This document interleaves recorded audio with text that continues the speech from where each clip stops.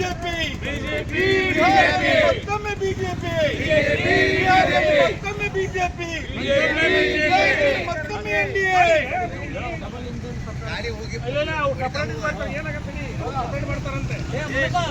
ಭಾರತ್ ಮಾತಾ ಕಿ ಭಾರತೀಯ ಜನತಾ ಪಕ್ಷಕ್ಕೆ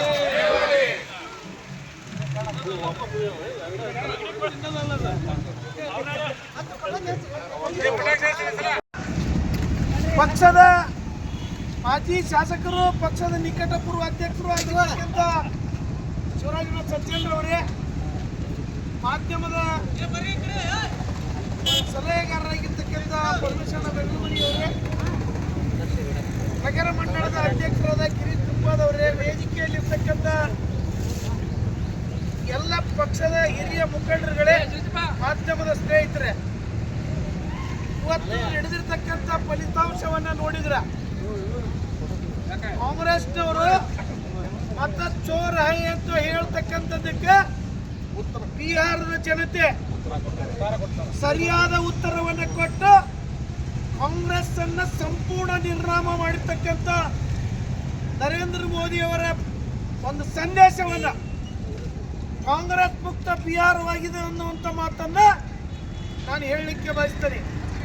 ಇವೆಲ್ಲ ನೋಡ್ತಾ ಇದ್ದೀರಿ. ಇವತ್ತ 4-5 ತಿಂಗಳಿಂದ ದೇಶದ ಚುನಾವಣೆ ಮೇಲೆ ಅತಿ ದೊಡ್ಡ ಒಂದು ಅಪವಾದವನ್ನ ಹೇಳ್ತಾ ಇದ್ರು. ರಾಷ್ಟ್ರೀಯ ಪಕ್ಷದ ಒಬ್ಬ ಧುರೀಣ ರಾಹುಲ್ ಗಾಂಧಿ ಅಂತ ಹವ್ಯಕ್ಕೆ ಏನ್ ಹೇಳಿಕೆ ಕೊಡ್ತಾ ಇದ್ರು ಅಂದ್ರೆ ಕಾಂಗ್ರೆಸ್ ಮತಗಳನ್ನ ಚೋರ್ತನ ಮಾಡ್ತಾ ಇದ್ದಾರೆ ಬಿಜೆಪಿ ಅವರು ಅಂತ ಹೇಳ್ತಾ ಇದ್ರು. ಇದಕ್ಕೆ ಉತ್ತರವಾಗಿ ಬಿಹಾರದ ಜನತೆ ಕೊಟ್ಟಿರ್ತಕ್ಕಂಥ ಉತ್ತರ ತಮ್ಗೆಲ್ಲ ಇವತ್ತಿನ ಸಂಜೆ ಚುನಾವಣೆಯ ಫಲಿತಾಂಶದ ಮೇಲೆ ಗೊತ್ತಾಗಿದೆ. ಈ ಫಲಿತಾಂಶ ನಿಜವಾಗಿ ಭಾರತೀಯ ಜನತಾ ಪಕ್ಷದ ಇಡೀ ವಿಶ್ವ ಮೆಚ್ಚತಕ್ಕಂಥ ನಾಯಕನ ಒಂದು ಜಯ ಅಂದ್ರೆ ತಪ್ಪಾಗ್ಲಿಕ್ಕಿಲ್ಲ. ಆ ಜಯದ ರೂವಾರಿ ಆಗಿರ್ತಕ್ಕಂಥ 3ನೇ ಅವಧಿಯ ನಮ್ಮ ಹೆಮ್ಮೆಯ ಪ್ರಧಾನಮಂತ್ರಿಗಳು ಒಂದು ಪ್ರಾಮಾಣಿಕ ವ್ಯಕ್ತಿಯಾಗಿರ್ತಕ್ಕಂಥ ಇಡೀ ವಿಶ್ವ ನಾಯಕನಾಗಿರ್ತಕ್ಕಂಥ ನರೇಂದ್ರ ಮೋದಿ ಅವರ ಬಹುದೊಡ್ಡ ಒಂದು ಶಕ್ತಿ ಕೂಡ ಇವತ್ತು ಬಿಹಾರದ ಚುನಾವಣೆ ಮೇಲೆ ಕಾಣ್ತಾ ಇದೆ.